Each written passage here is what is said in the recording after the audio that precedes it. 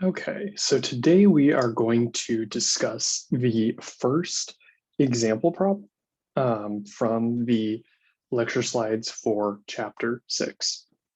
So the first example problem has the demand and the supply curve. So we see here, this is the demand curve, which is quantity demanded equals 30 minus 2p, and the supply curve, which is here. So 5 plus 0.5p. So the question we're being asked then is to find deadweight loss. And the amount of deadweight loss is going to be associated with a $5 tax on producers, which is also known as suppliers. So we know how to find equilibrium price and quantity, which we have to do first.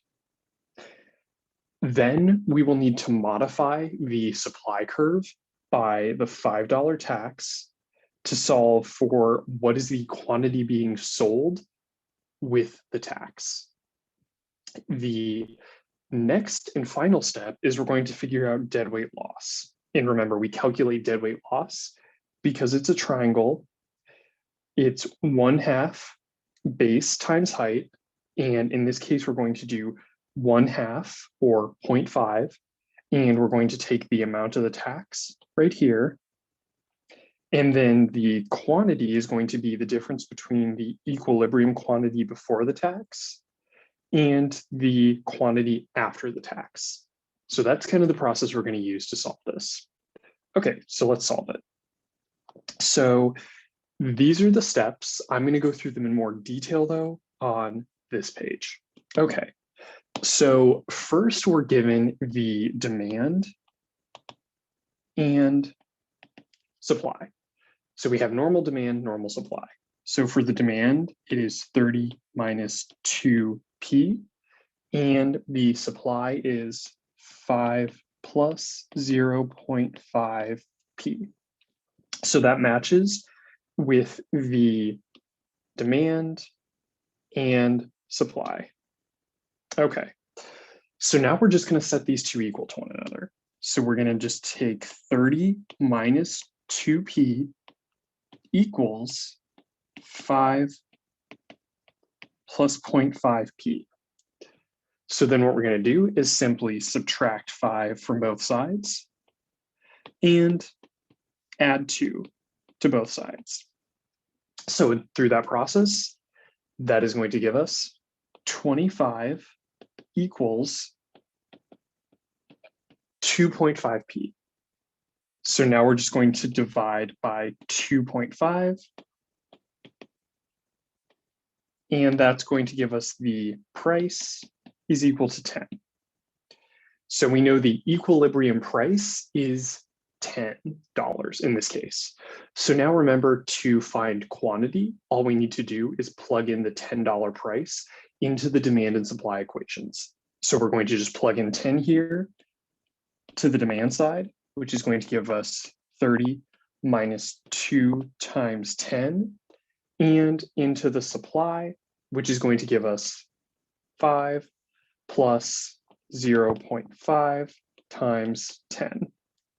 When you solve both of these, you get the quantity equals 210. Excellent. So we have the quantity at equilibrium, which is 10, and we have the price at equilibrium, which is 10. But now remember, we have a tax, and this tax is $5. So the first step of the process is we're actually going to modify the supply curve because it is a tax on producers, also known as suppliers. So what we're going to do here is pretty easy. We're just going to effectively take the original demand equation and the original supply equation. So we have the original demand and supply equation. Now we're just going to add, or in this case, subtract $5 from the price. And we're subtracting it because it is a tax. So we're just going to modify the supply curve to 0.5 p minus 5. So notice this piece right here is representing the tax. Okay, so now it's actually pretty easy. We're just going to set both of these equal to one another and solve for price and for quantity. So let's do that. So we're going to take the demand equation, set that equal to the modified supply equation, which is 30 minus 2p equals 5 plus 0.5 times p minus 5. Okay, so let's solve the equation. Something that I found a little easier was just to multiply everything by 10, just to kind of give us a nice little even number. So that's going to give us 300 minus 20p. That's going to give us effectively 50 plus 5p minus 5. Okay, so now we're just going to simplify this side. So we're going to take this and just effectively solve that, which gives us 5p minus 25.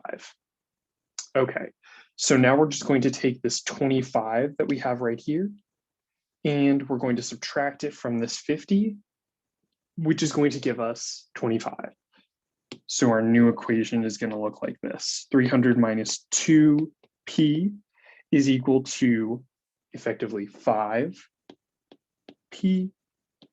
plus 25. We have our new equation.